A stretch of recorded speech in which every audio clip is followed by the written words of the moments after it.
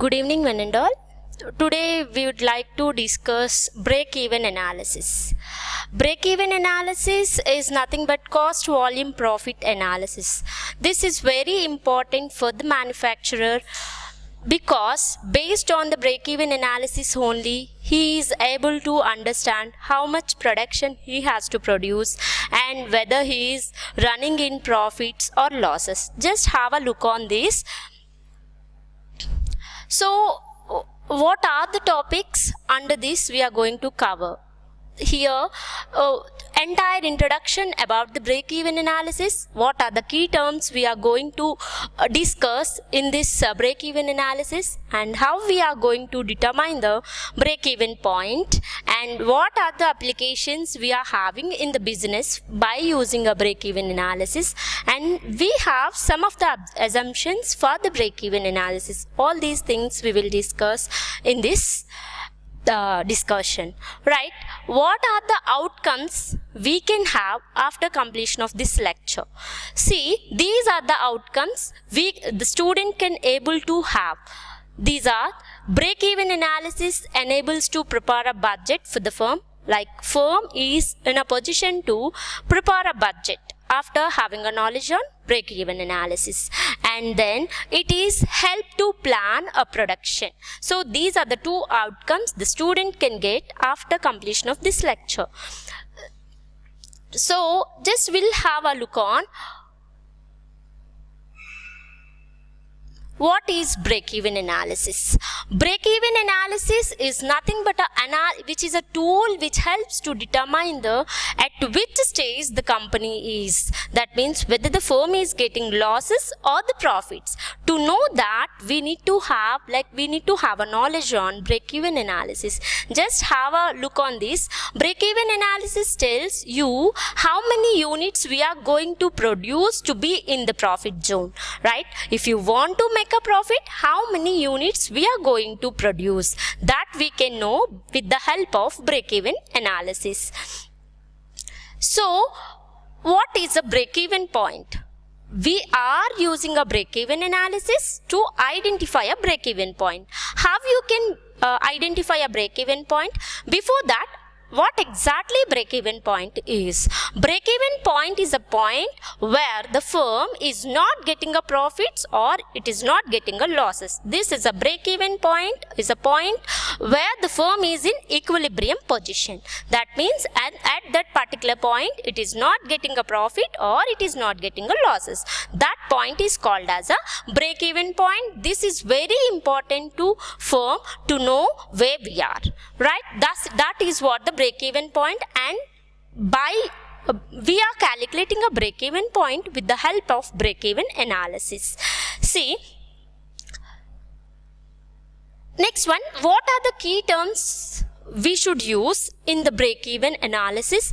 In the process of calculation of break-even point or the determination of break-even point, what are the key terms we are using, right? Fixed cost, variable cost, contribution margin ratio, margin of safety, and angle of incidence. These all the terms we will use in the break-even analysis, or we will use in the process of determination of break-even point.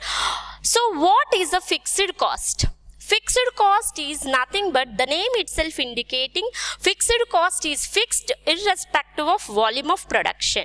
That means whatever the volume you are producing, irrespective of that, we are having a fixed cost. That means if you manufacture 1 unit or 100 units or the 1000 units, the fixed cost is fixed irrespective of volume of production. Examples are, a fixed cost includes the rental lease and mortgage payments, salaries, insurance payments, property tax, etc. That means, for example, take an example of rent.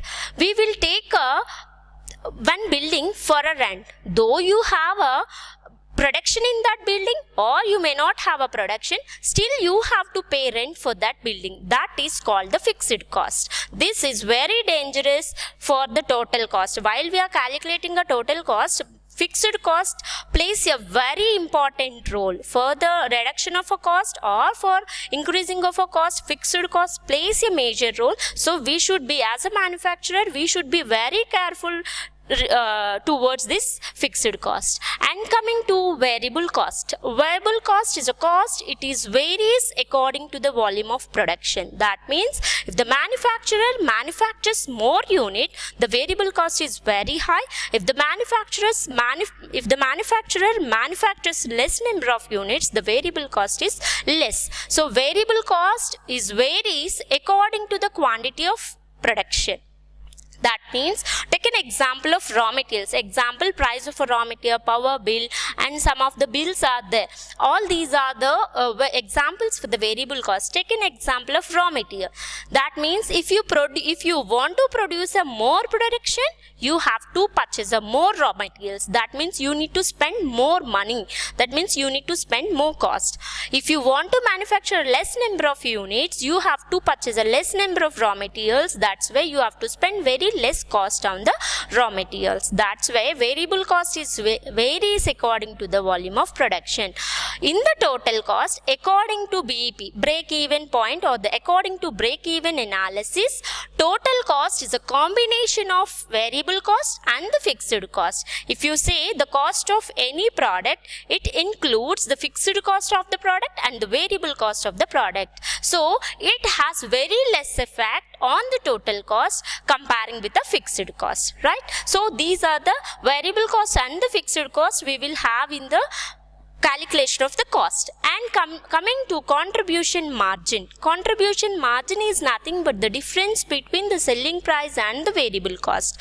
Selling price means the price at which we are offering a product to the customer, that is the selling price, and the variable cost already we had a discussion. So difference between the selling price and the variable cost is considered as a contribution margin. So this is also we will use in a break-even point determination. And the next one is contribution margin ratio. Contribution margin ratio is the ratio in between contribution and the sales. Contribution and the sales. The ratio between the contribution and the sales. This is a contribution margin ratio.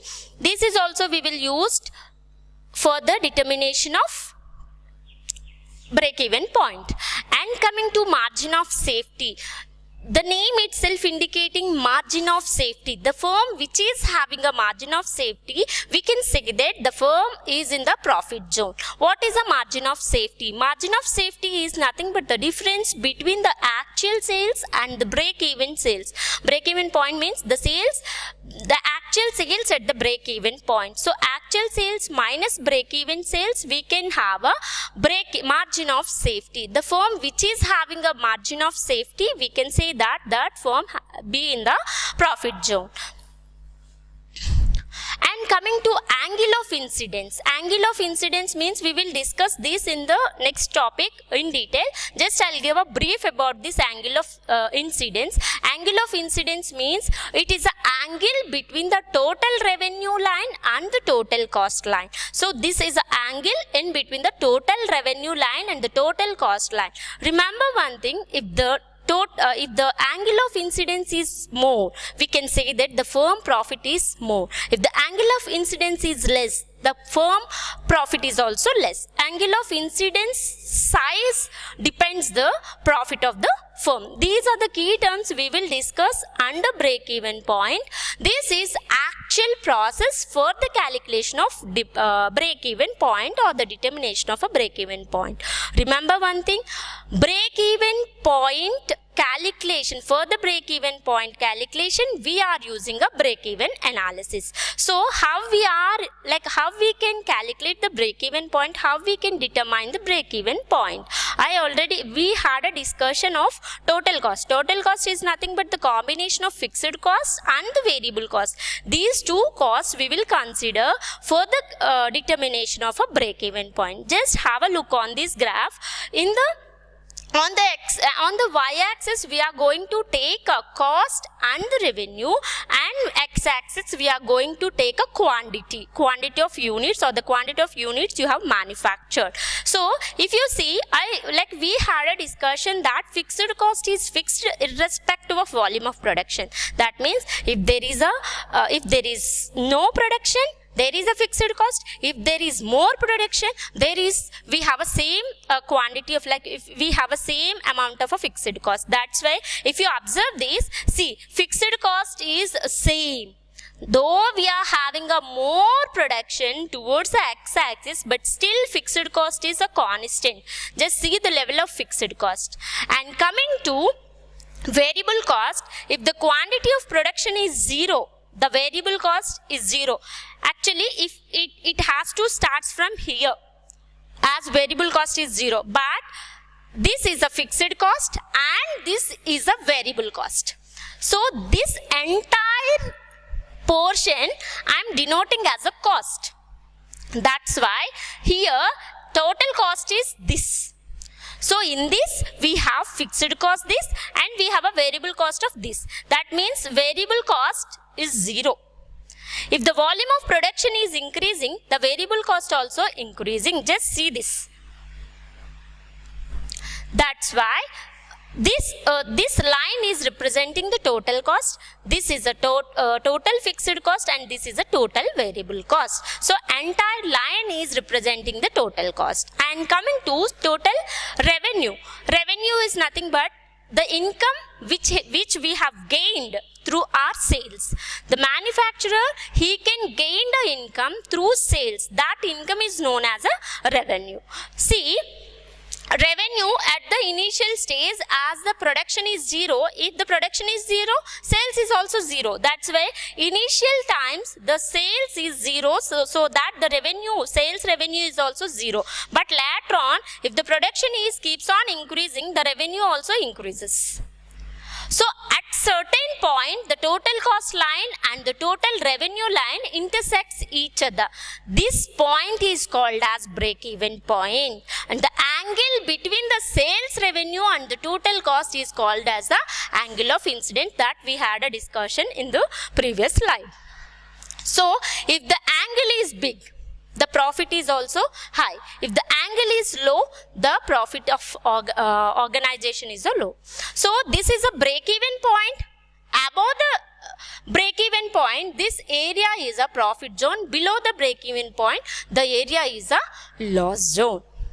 So this is entire discussion about the determination of break-even point. Thank you. We'll meet you again in the next lecture.